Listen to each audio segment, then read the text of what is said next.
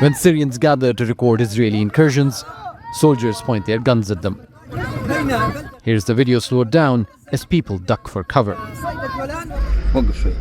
Israeli military incursions have become more brazen, more frequent, and more violent. Across Quneitra province, Israeli tanks established checkpoints and patrols have put up barriers. They stop and search civilians. Some go missing. Khadija says her husband was taken from his home in July and that her brother-in-law, who was released from Sidnaya prison after the fall of Bashar al-Assad, is now in Israeli custody. She's afraid to show her face. At 3 a.m., Israeli forces took him and my brother-in-law. We've had no news about them since.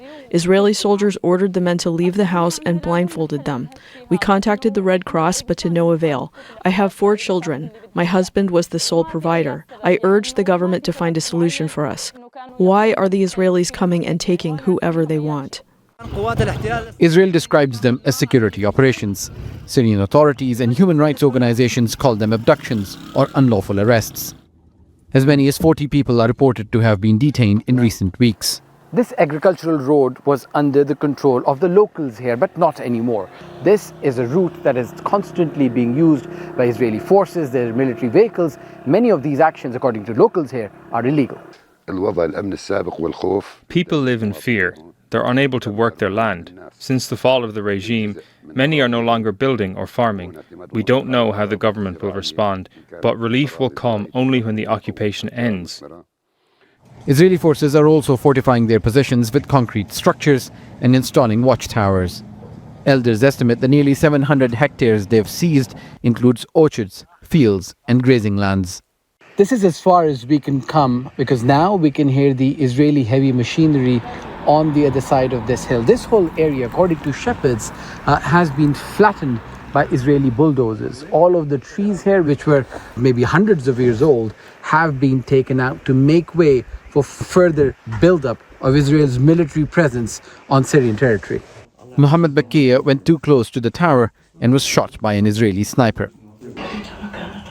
He says the first shot missed his head, but as he ran, a bullet hit his leg. Hussein Bakr's son and brother were taken from a house nearby 5 months ago. We complained to UN and the Red Cross, who told us that they would ask the Israelis, but there has been no response. They are innocent, taken for no reason. People here say the Syrian president should remember his own family's displacement when the Golan Heights were first occupied. Government representatives say they're trying to find diplomatic solutions. The situation is painful for the families and for us as a government. This is a violation of international law. To the families, I say the government will spare no effort to resolve the issue. I consider them kidnapped, not prisoners. But until the missing come home, words offer little solace. Osama, Javaid, Al Jazeera, Jubbata Al Khashab, Southwest Syria. Don't miss out and get the full picture. Subscribe to Al Jazeera for reliable news and expert insights. Like, share, stay ahead.